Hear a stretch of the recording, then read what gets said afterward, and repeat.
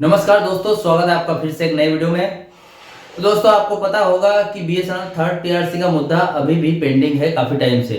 8 अक्टूबर 2025 को एक मीटिंग हुई थी जहां पर थर्ड टीआरसी पर हस्ताक्षर हो गए थे, लेकिन फिर भी पेंडिंग में है। थर्ड टीआरसी आगे नहीं बढ़ पाई है। ठीक है, तो यहाँ पर एक अपडेट निकल कर आई है 29 अक्टूबर 2025 की, जहां पर बताया जा रहा है कि जो केरल सर्कल है, उसके बाद तमिलनाडु सर्कल है, इनमें यहाँ पर कुछ मीटिंग्स वगैरह हुई है। थर्ड टीआरसी के बारे में क्या बताया गया है उन मीटिंग में, वो जानेंगे आज के इस वीडियो में। और उसके साथ ही जो जेई है, ठीक है, मैं आपको उसके साथ ही 3 पॉइंट्स बताने वाला हूँ। 3 पॉइंट्स में यहाँ पर क्या क्या बताया जा रहा है वो देख लेते हैं। देखिए, यहाँ पर पहला पॉइंट है थर्ड टीआरसी पर केरल सर्कल की जो मीटिंग हुई थी उसमें क्या बताया गया है थर्ड टीआरसी के बारे में, या फिर क्या आगे बात बढ़ाई गई या फिर नहीं। उसके बाद यहाँ पर सेकंड है जेई के काम का फायदा उठाया जा रहा है मैनेजमेंट के द्वारा, और वो भी कैसे, वो आज इस वीडियो में जानेंगे। ठीक है, और तीसरा ऑप्शन है यहाँ पर तमिलनाडु सर्कल में वेतन समझौते का क्या हुआ। ठीक है, तो तीनों पॉइंट्स के माध्यम से हम थर्ड टीआरसी से जुड़ी हुई जानकारी यहाँ पर जानेंगे। तो चैनल पर नए तो सब्सक्राइब करें। मेरा नाम है सुनील विश्वकर्मा। जानकारी यूजफुल लगे तो एक लाइक करके जरूर जाना। चलिए गाइस, बढ़ाते हैं वीडियो को आगे।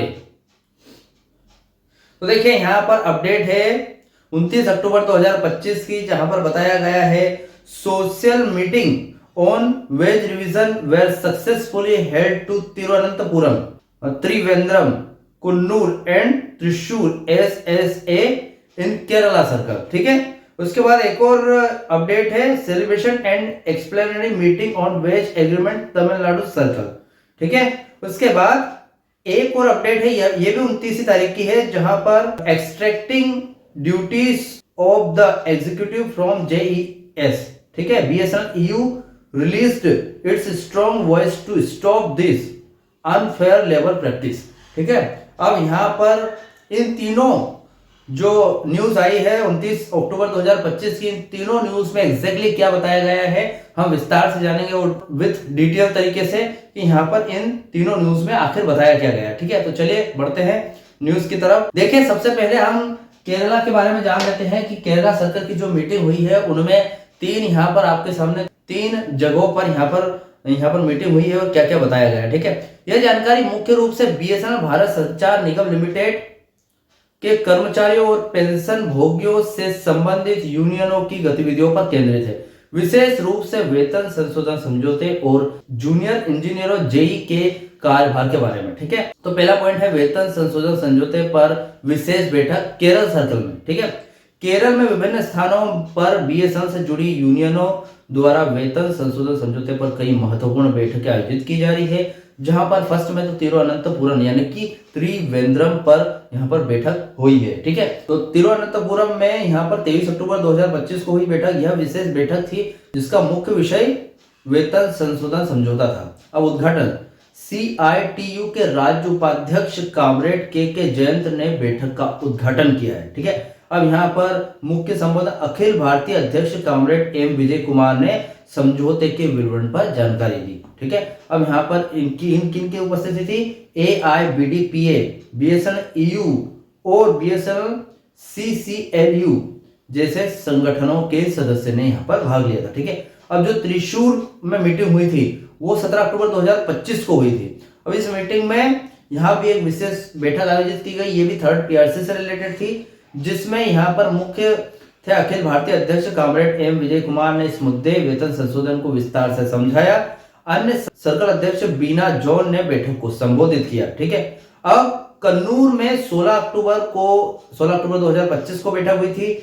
यहाँ पर भी ये बैठक थर्ड टीआरसी के बारे में थी और इसमें अखिल भारतीय अध्यक्ष एम विजय कुमार ने संशोधन समझौते और इससे जुड़े मुद्दों पर चर्चा की।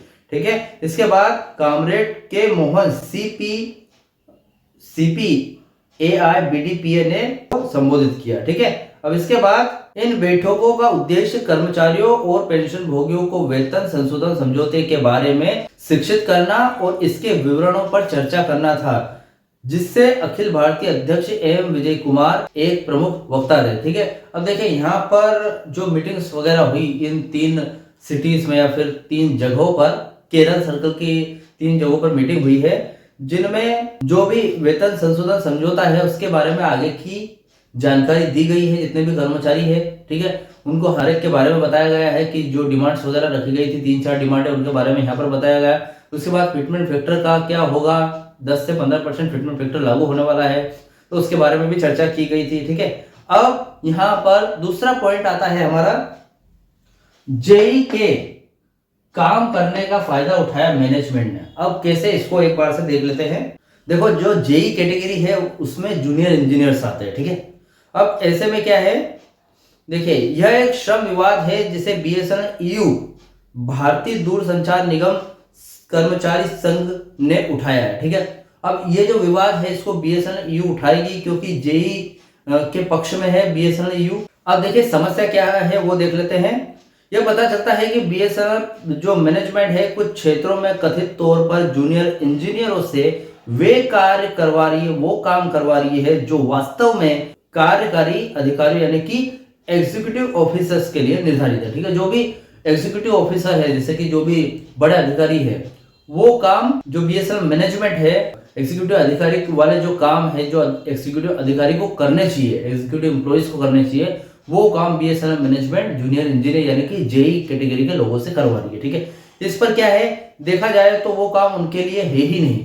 बीएसएनएल ईयू इस विवाद से पर्दा उठाकर यहाँ पर कुछ मैनेजमेंट के खिलाफ कुछ कार्यवाही करने वाली है, ठीक है। बीएसएनएल ईयू का क्या रुख है, बीएसएनएल ईयू इसे अनुसूचित श्रम प्रथा मानता है, जिसका अर्थ यह है कि कर्मचारियों के साथ गलत व्यवहार किया जा रहा है, ठीक है। यूनियन ने बार बार इस मुद्दे को उठाया। उनका तर्क है कि गैर कार्यकारी यानी कि नॉन एग्जीक्यूटिव संवर्गों जैसे जेई के कर्तव्यों और जिम्मेदारियों को स्पष्ट रूप से परिभाषित किया करने की आवश्यकता है, ठीक है।